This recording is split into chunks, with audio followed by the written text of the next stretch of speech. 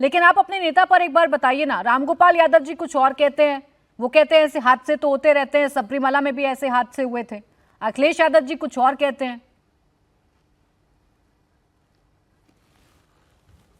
रामगोपाल यादव जी ने जो कहा वो एक यथार्थ है। उन्होंने ये नहीं कहा कि हादसे की कोई हमें चिंता नहीं है, होते रहते हैं। उन्होंने कहा ऐसे हादसे बार बार होते रहते हैं, इसका मतलब सरकारों की विफलता है। क्यों होते रहते हैं, इस पे हमें चिंतन करने की जरूरत है। कहाँ कमियां हैं, उन्हें सुधारने की जरूरत है। किस तरह ऐसे हादसे भविष्य में रोके जाएं, ये क्या करने की जरूरत नहीं है? क्या सरकार को इसकी चिंता नहीं होनी चाहिए?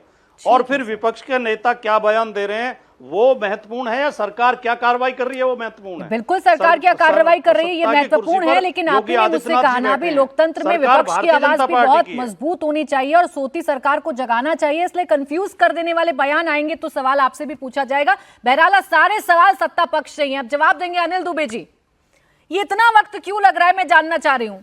9 लोगों को गिरफ्तार करने के बाद आप लोग पीठ थपथपा रहे हैं, आप बता रहे हैं कि हमने इतनी बड़ी कार्रवाई कर दी, लेकिन कोई आपकी नजर नहीं है। आंख आपने बंद कर ली है प्रशासनिक अमले की तरफ या सूरजपाल की तरफ?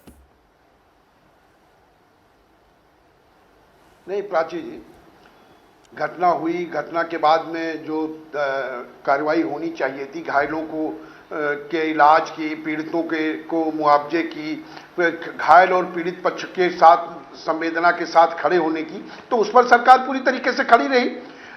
उत्तर प्रदेश सरकार खड़ी रही। हमारे नेता माननीय जयंत चौधरी जी ने कमेटी भेजी, उन्होंने जांच की। हम लोग भी जांच करा रहे हैं कि उसका दोषी कौन है। और मैं आपके चैनल पे मैंने पहले भी कहा कि दोषी कोई भी हो, चाहे वो बाबा हो या प्रशासन हो, जो भी दोषी होगा एसआईटी और जुडिशियल इंक्वायरी हो जाने दीजिए।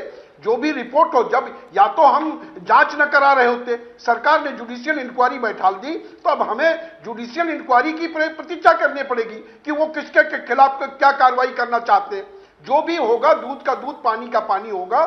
चाहे आयोजक दोषी हो, प्रशासन दोषी हो, प्रशासन की अगर कोई कमी होगी तो चाहे वो डीएम, एसएसपी या अरे तो कितना वक्त लगेगा, यही पूछ रही हूँ ना। आपने एक स्वर में तो कह दिया, आपने पहले और दूसरे दिन से ही कहना शुरू कर दिया था कि आयोजकों और सेवादारों की गलती है, सेवादारों से धक्का मुक्की हुई, आयोजकों ने कैपेसिटी से ज्यादा लोगों को बुला लिया।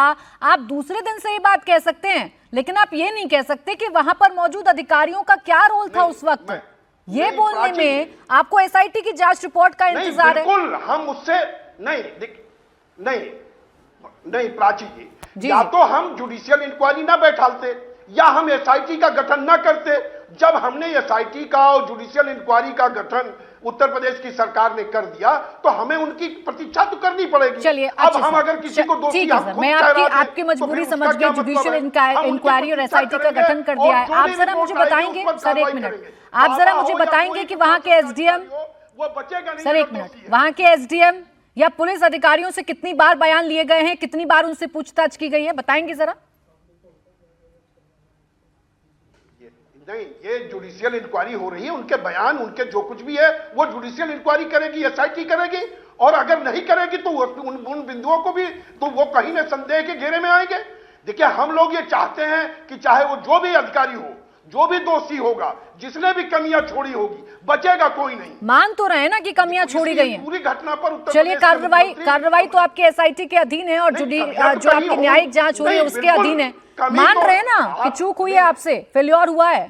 आप नहीं बिल्कुल कहीं नहीं। अब किससे हुई है ये देखने की का विषय है ना।